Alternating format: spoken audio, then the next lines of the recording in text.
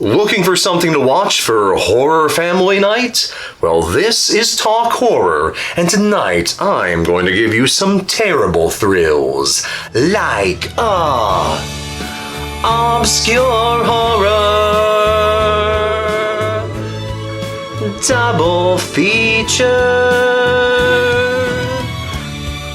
Dr. Briggs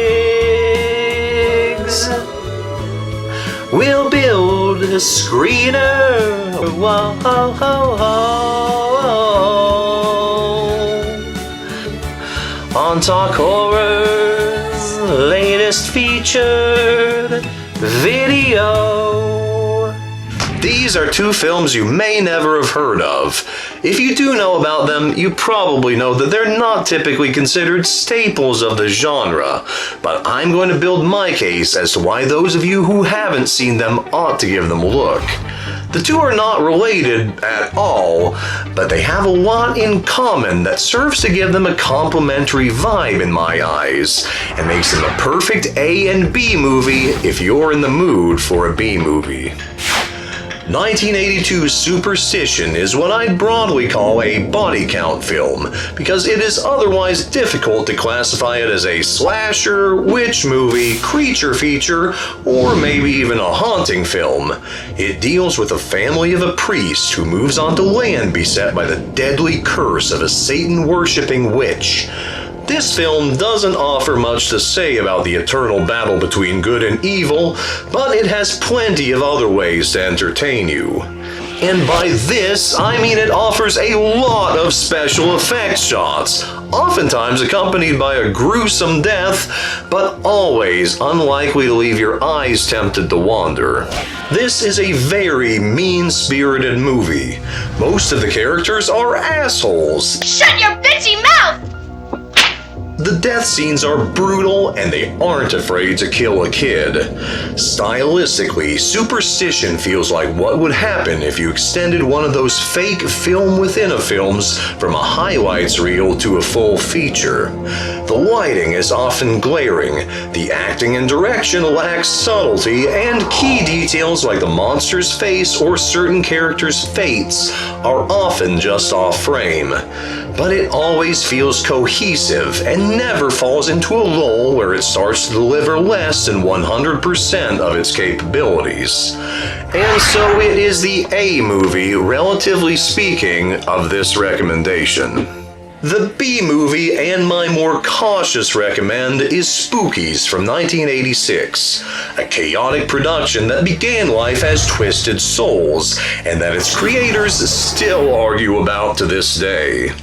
The script is basically like an Evil Dead cash-in, but with lots and lots of different monsters instead of deadites doing the killing. The finished product is pretty much the same thing, but with scenes of Creon, the dime store tall man, inserted between the scenes of the disposable cast meeting their doom, so that it looks like he is orchestrating everything, even though none of the Twisted Souls characters ever meet him. Even considering Spookies borrows heavily from different sources of inspiration, the distinctiveness of its many monster designs, alongside the campiness of its performances, the oddball comedy sound effects dumped into the edit, Door number 1, Monty. and its whole kitchen sink thrown into one haunted house approach makes it anything but forgettable. Spooky's atmosphere is not chilling or ominous, but it is spooky. And it feels a lot like what you'd find in walking through a good haunted attraction, if you know of one where they kill people in elaborate sequences right in front of you. In terms of truly outstanding filmmaking, Spookies has got little to talk about, but for pure entertainment value, I personally think that you can't go wrong with it. Both of these films are practical FX extravaganzas with monsters, corpses, gore, and explosions throughout. And both make heavy use of their sets' twisting and turning corridors, which are lit with that bluish-green for night aesthetic that is characteristic of so much 80s B-horror.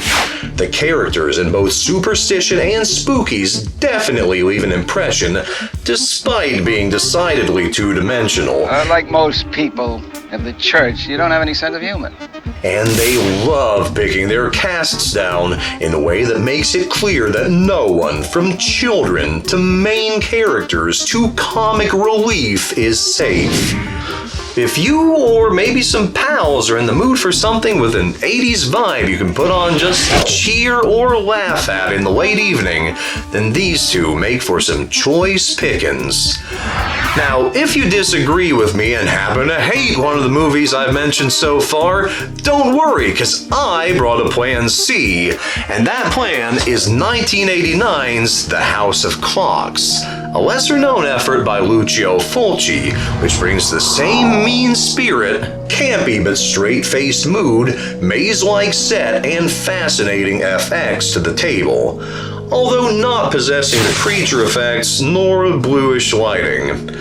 Nevertheless, it's one you might dig if you want to go a little darker, as it centers around a trio of absolute scum as they crash at a house that they eventually learn can screw with time, to their terror and the delight of the homeowners.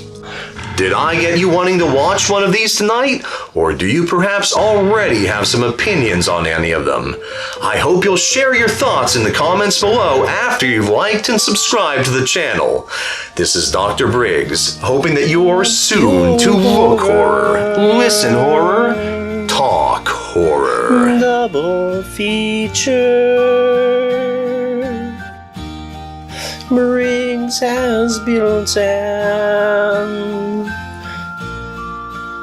watched his screener. Whoa, ho, ho, ho.